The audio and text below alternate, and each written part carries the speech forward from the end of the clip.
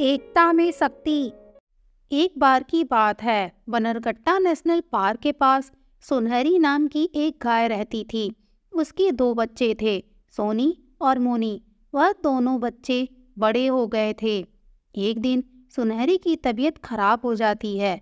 वह अपने दोनों बच्चों को अपने पास बुलाती है। बेटा, तुम दोनों आपस में प्रेम से रहना, हमेशा साथ में रहना और एक दूसरे की सहायता करना। एकता में बड़ी ताकत होती है। कुछ भी हो जाए, पर एक दूसरे का साथ कभी मत छोड़ना। इतना कहकर सुनहरी अपने प्राण त्याग देती है। अपनी माँ की मृत्यु से सोनी और मोनी दुखी हो जाती हैं। कुछ देर बाद दोनों जंगल में चली जाती हैं। फिर एक शेर उन दोनों को देख लेता है। यह दोनों तो बहुत ही विशाल हैं। अगर किसी एक का शिकार कर लूं तो कई हफ्तों तक शिकार करने की जरूरत नहीं पड़ेगी।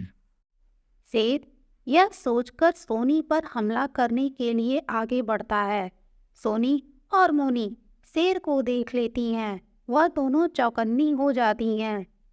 इस शेर से कैसे निपटा जाए?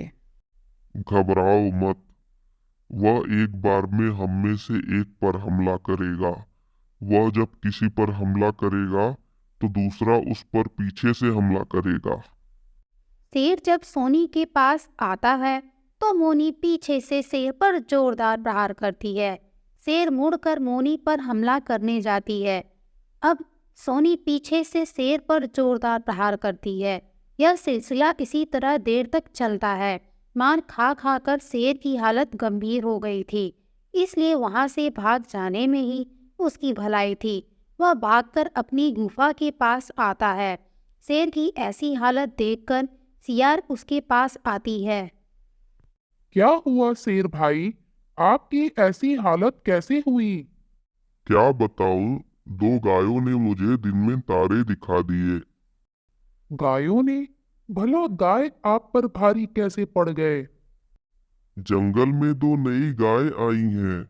जब मैं एक पर हमला करता हूँ तो दूसरी मुझ पर हमला कर देती है।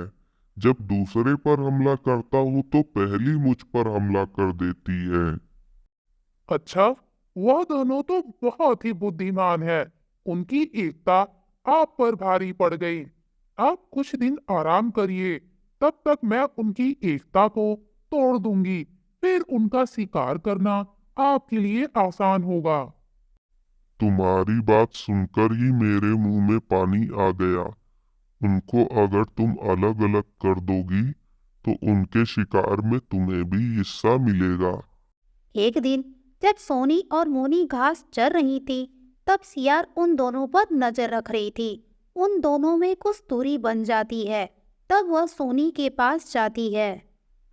जंगल में मोनी के शेर को धूल चटाने का किस्सा खूब तेजी से फैल रहा है। मोनी का कहना है, अगर वह नहीं होती तो सोनी को शेर खा जाता। पर शेर को तो धूल हम दोनों ने मिलकर चटाई थी। जब उसने मुझ पर हमला किया तो मोनी ने उस पर हमला किया, लेकिन जब फिर उसने मोनी पर हमला किया तो मैंने उस पर हमला किया। मैं भी यही सोच रही थी, लेकिन मोनी तो सबको यही बताती है कि उसने अकेले ही शेर को हरा दिया। उसने ही तुम्हारी जान बचाई है। यह सुनकर सोनी को मोनी पर गुस्सा आ रहा था।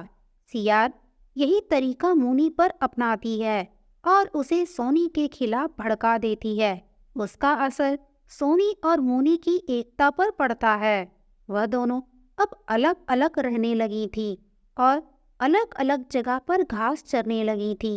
शेर कुछ दिन में ठीक हो जाता है। सियार उसे सोनी और मोनी के अलग होने की खुशखबरी सुनाती है। हा हा हा, अब मैं बारी बारी से उनका शिकार करूंगा। तुम्हारे दिमाग ने हम दोनों के लिए कई महीनों के लिए खाने का इंतजाम कर दिया है।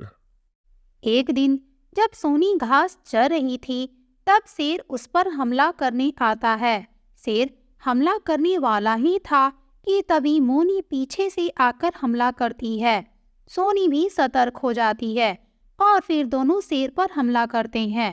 शेर वहां से भाग जाता है। सियार यह सब देख रही थी। वह सोचती है, मैंने तो इन दोनों को अलग कर दिया था, फिर दोनों एक कैसे हो गए? तभी वहां पर एक तोता आता है। तुम्हारी चालाकी मैं समझ गया था। मैंने सोनी और मोनी को सब समझा दिया था। सोनी और मोनी की एकता ताकतवर शेर और सियार की चालाकी दोनों पर भारी पड़ गई।